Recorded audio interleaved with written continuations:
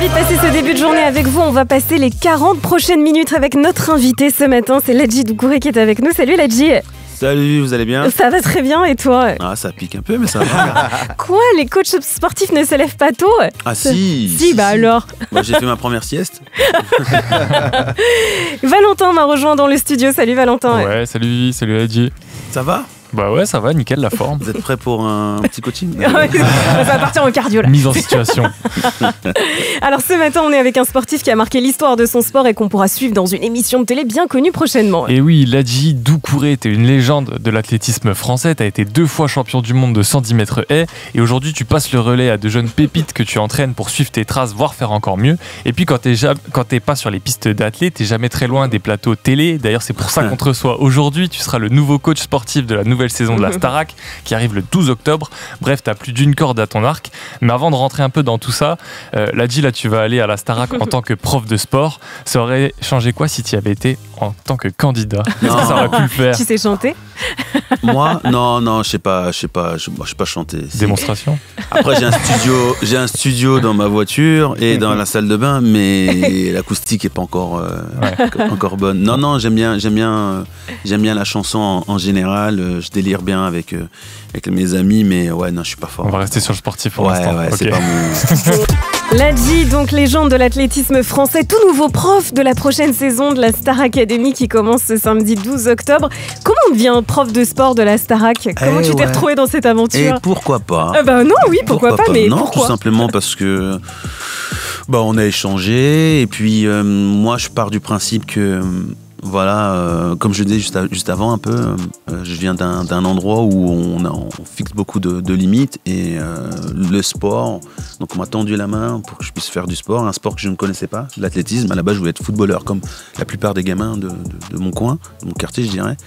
Et je suis rentré dans un transport qui m'a permis de voyager et pour pouvoir continuer à voyager, il fallait que je devienne de plus en plus fort au niveau de l'athlétisme et j'ai rencontré pas mal de monde. J'ai fait le tour du monde, j'ai vu différentes cultures et à chaque fois il y a des portes qui se sont ouvertes et moi je me suis interdit de me mettre des limites tout simplement. Grâce à ça et j'ai pu faire une autre émission avant et aujourd'hui on est arrivé en me demandant c'est la Star Academy. Il y a des jeunes académiciens qui veulent apprendre à devenir des artistes. Et il y a la partie sport. Ça, c'est là où c'est l'univers où je travaille. Et je leur dis, j'ai rigolé au début. Je dis, ouais, mais. Et je vois la démarche et j'ai compris. J'ai dit, ok, d'accord. Pourquoi pas? Parce que c'est un peu ce que je fais avec mon association, tout simplement. On a lancé une académie avec Golden Blocks. Ouais, on en parlera dans quelques minutes d'ailleurs. Voilà. Et du coup, en fait, ça fait partie de toutes ces options qu'on doit prendre. On est les ambassadeurs du sport. Et tous les supports qu'on nous propose, il faut pas les fermer. Tout est bon pour faire la promotion du sport, tout simplement. Et là, c'est une vraie académie et les jeunes candidats aspirent à devenir des artistes et le sport fait partie de leur futur métier pour certains, je dirais même pour tous. Je ne sais pas combien ils seront encore.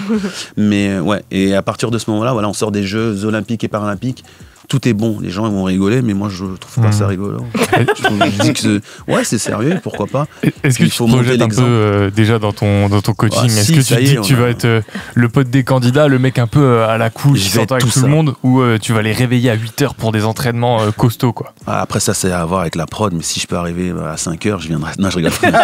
non, le délire. Ouais, si, tout est possible. Je peux être super gentil, super méchant, tout en gardant le sourire. On n'est pas là pour rigoler, vous êtes là il faut sortir de cette académie avec un plus, et je veux que le sport soit dans le plus, tout simplement. Après, je vais forcer personne.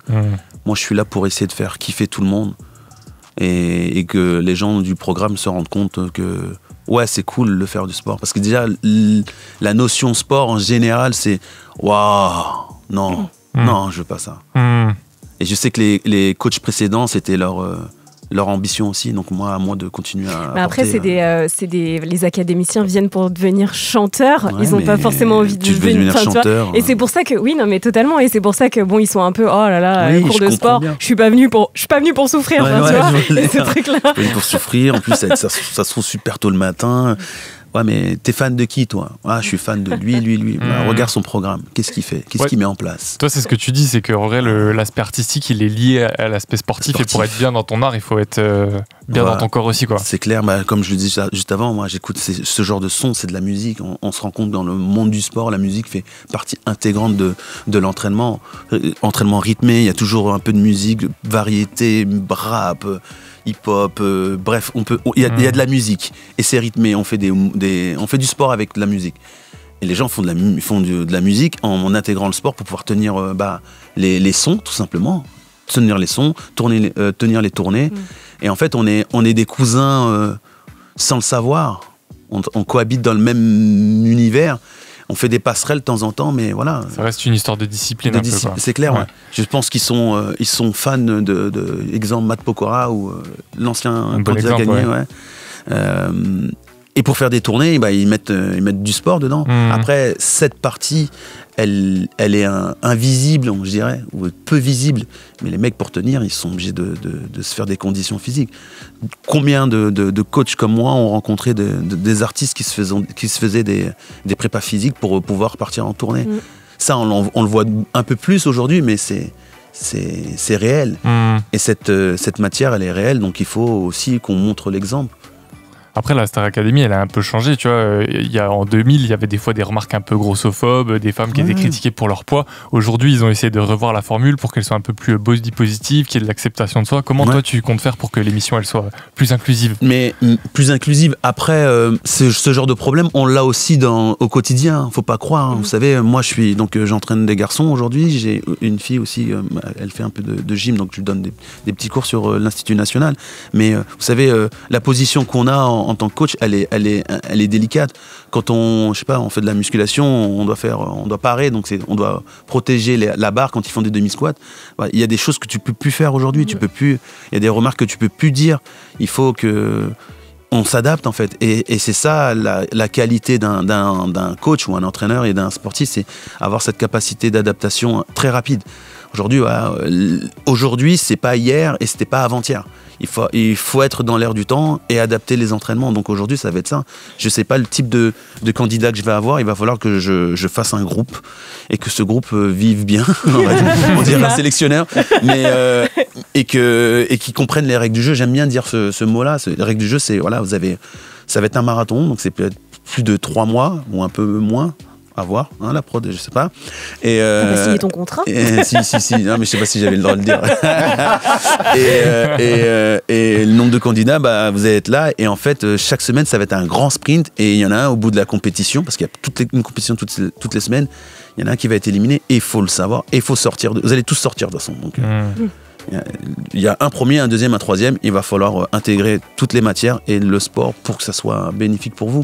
On est avec le nouveau prof de sport de la nouvelle saison de la Star Academy, c'est Gino Corée qui est avec nous. Alors, il y a 2 ans, on recevait, à la même place, il y avait Joël Boraïma qui était là, coach Joe. Donc, tu vas lui succéder. Est-ce que vous êtes rencontrés? Est-ce que vous êtes en contact? Est-ce qu'il t'a donné des conseils? En fait, on a plein d'amis en commun. Moi, quand je l'ai vu, quand j'ai vu sa participation, j'étais content. Je sais pas pourquoi. Je dis c'est le mec, super et tout. Ouais. Et j'ai regardé ce qu'il faisait. Et dernièrement, moi aussi, je l'ai eu. On s'est parlé plusieurs fois et c'est cool. Il était super content et moi j'étais super content. Oh ouais, si. Il m'a dit, fais ce que tu sais faire. Et c'est simple en fait. Je sais que c'est quelqu'un qui aime pas forcément donner des conseils pour dire faut faire ci, faut faire ça. On n'est pas, et je suis comme ça. Mais il m'a donné des tips et c'est super. Moi je trouve que c'est cool dans le sens où on défend la même cause, la pratique du sport, tout simplement, pour tous. Et la Star Academy, c'est une belle vitrine. C'est une grosse vitrine, vraiment. Ça représente quoi pour toi de le faire aujourd'hui? Est-ce que c'est un programme que tu regardais quand tu étais jeune? Bien sûr, oui. C'est un programme que je regardais. Et je me suis vachement accroché, surtout, je crois que c'est la saison 2 ou 3. Parce qu'il y avait Aurélie Konaté. Vous vous souvenez d'Aurélie Konaté? Pardon, elle venait de Grigny. Et je sais que quand j'ai commencé à faire du sport, j'avais 12-13 ans. Pour l'anecdote, moi j'avais cours de breakdance le mercredi c'était l'après-midi jusqu'à 18h. Et après, il y avait Modern Jazz et il y avait Aurélie. On était tous amoureux d'elle. Elle le sait, mais on est amis, on rigole aujourd'hui. Et elle est partie à la Star Academy. Donc, du coup, tous les gamins du coin, on a regardé la Star Academy. On regardait déjà, mais là, on était tous fans d'elle et tout, à fond. Et du coup, bah voilà. Mais comment t'expliques qu'aujourd'hui, il y ait tout ce revival après quand même 14 ans d'absence? Pourquoi ça continue de marcher? Je pense que c'est un tout, en fait. C'est à l'image de ce qui se fait aujourd'hui, toujours, même si c'est un ancêtre de la télé-réalité. Je sais pas si je peux dire ça comme ça, mais ça a commencé il y a longtemps, ça s'est arrêté, un pionnier, voilà. Et bah, y a tout, il y a la vie humaine à l'intérieur. C'est vrai que les gens s'identifient à ce qu'ils sont, c'est des jeunes, ils aspirent à devenir artistes, on leur donne la possibilité, on leur donne des clés. Voilà, si tu fais ça, tu vas sortir, normalement tu as quelque chose. Et aujourd'hui, les jeunes ont envie de ce genre de choses. Ils ont vite envie de devenir quelqu'un sans faire quoi que ce soit. Et là, on leur dit non, faut que tu bosses. Et je trouve que c'est honorable, ouais. Parce que en contrepartie, tu as des gens en faisant rien, parce qu'on leur permet aussi ce truc-là, via les réseaux, c'est tu fais un... Je vais allumer un truc, mais... tu fais une petite boucle, on va dire, d'un réseau, et tu peux devenir quelqu'un juste avec ça. Non, là, tu t'entoures de professionnels, même si c'est un jeu concours, tu t'entoures de professionnels qui vont te donner des tips pour devenir quelqu'un de carré. Ouais, et quand tu regardes les gens qui sont sortis de la Star Academy, il y a du monde. Hein. Ouais. Les Nolwenn et tout, c'est quand même lourd. Aujourd'hui, ils sont là, voilà. Ouais. Et il faut jouer avec les outils du moment, et ça, c'est un outil qui marche.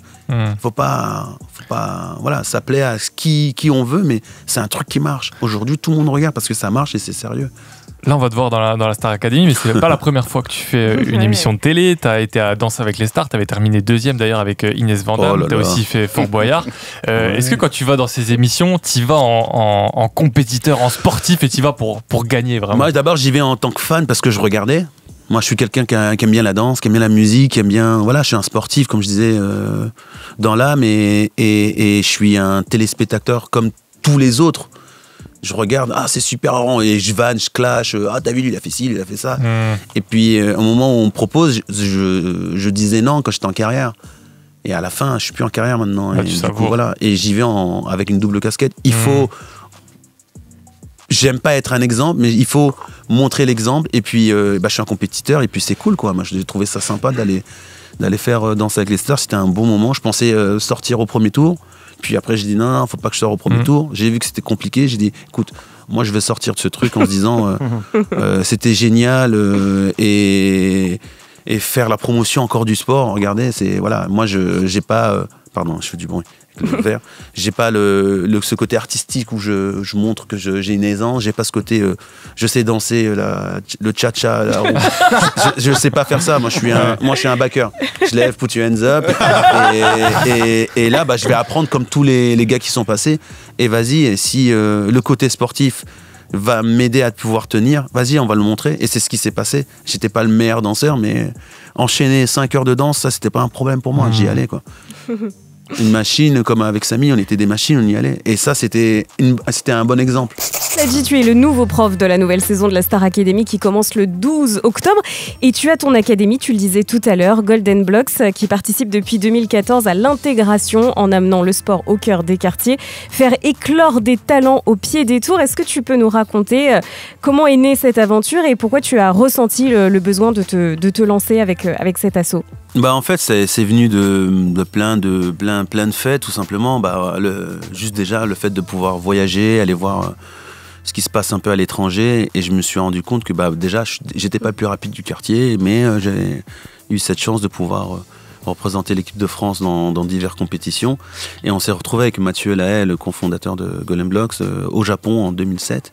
Et on était dans le métro japonais et on s'est dit, il y a un délire quand même, il faut qu'on arrive à proposer ce même voyage aux gens issus de banlieue ou de zones reculées.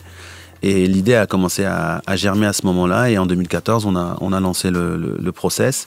Et ça a pris. Et puis derrière, on s'est dit, au vu de nos carrières, il y a Mathieu qui a réussi à faire des bonnes choses, des grandes choses, champion d'Europe par équipe au 4x400, mais il n'a pas été dans la lumière. Mais pourtant, le sport lui a permis de devenir ce qu'il est, entrepreneur de fou. Et on s'est dit, c'est une bonne école de la vie et il faut qu'on arrive à le transmettre aux gamins. Donc on a créé aussi l'académie en se disant, on va essayer de faire susciter des vocations et essayer de voir ce qui gravite autour du sport, notamment la photo, la vidéo. Donc l'académie, les jeunes tous ceux qui sont fans de sport peuvent apprendre à aimer tous ces métiers qui gravitent autour du sport tout simplement. Et aussi Golden Blocks, donc sprint, en essayant d'attirer les gamins à courir et essayer de faire carrière, quoi. Mais du coup, concrètement, comment ça se passe? Vous allez à la rencontre des jeunes, vous leur parlez, comment vous essayez de les convaincre de les suivre? On crée une compétition éphémère au milieu de leur quartier, au milieu de la place rurale, au milieu de la place du marché, là où il y a du passage. Et on fait des 1 contre 1. Il y a des initiations danse, double judge. Il y a un grand village, mais le main event, comme on dit là, c'est le sprint, c'est des 1 contre 1. Il n'y a pas de chrono, t'es pas jugé par ce que tu fais, c'est juste dépasse-toi, représente ta classe, représente ton collège ou ton lycée et essaie de gagner, aller jusqu'au bout. Et on prend les meilleurs de chaque étape, donc on va aussi en province, surtout en Ile-de-France, et puis on fait une grande finale sur la place d'Abbassie. Depuis 10 ans on fait ça, et à la fin, à la clé, on leur offre une licence au club qui est affilié à leur ville, avec une bourse pour l'école et une dotation chez le partenaire Nike. Et voilà, donc il y a un but au final, et l'idée c'est de faire de la promotion et de la détection tout simplement. Et là c'était les 10 ans cette année. Et First Mike est venu plusieurs fois mixer chez nous. Il court un peu ou c'est comment passer? Il engraine bien les gamins. Et du coup, il se surpasse. Et l'idée c'est ça, c'est de casser un peu les codes fédéraux pour pouvoir attirer les gamins à faire de la course, quoi.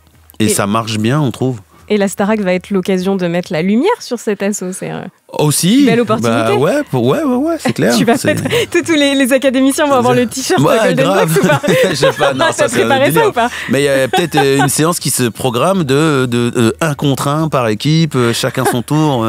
Et puis, on va retrouver les méthodes. Ah oui. Ouais, faut que ça reste un jeu. Le sport, c'est un grand jeu. Il y a plein de possibilités et l'idée, c'est qu'ils arrivent à venir s'amuser à faire du sport. Et pas se dire, il faut faire du sport parce que... Non, viens, on va s'amuser, on va faire ci, on va faire ça. C'était dur, mais c'était sympa. Pour finir, peut-être la question à 1 million. Est-ce qu'on est en train de devenir un pays de sport ou toujours pas? S'il y a eu les JO là, qui ont très bien marché. Il y a du boulot. Il y a du boulot. Après, je sais qu'il y a des gens qui sont pas forcément d'accord avec ça. On n'est pas un pays de sport. De sport. On a des très très très grands sportifs, mais si tu regardes bien, ils excellent à l'étranger. Après on les ramène en France.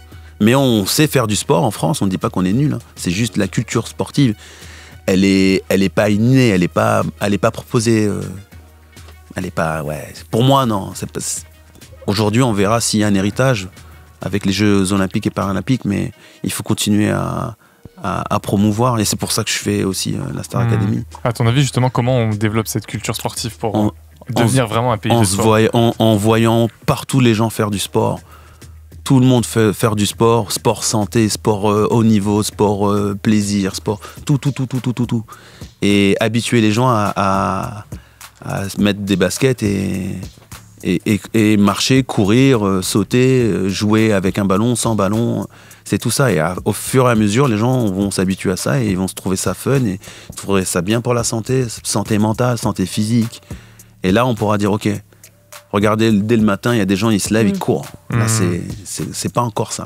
Après, c'est peut-être le fait de partir souvent à l'étranger, de voir ce qui se passe, qui fait qu'on se dit, chez nous, c'est pas comme ça.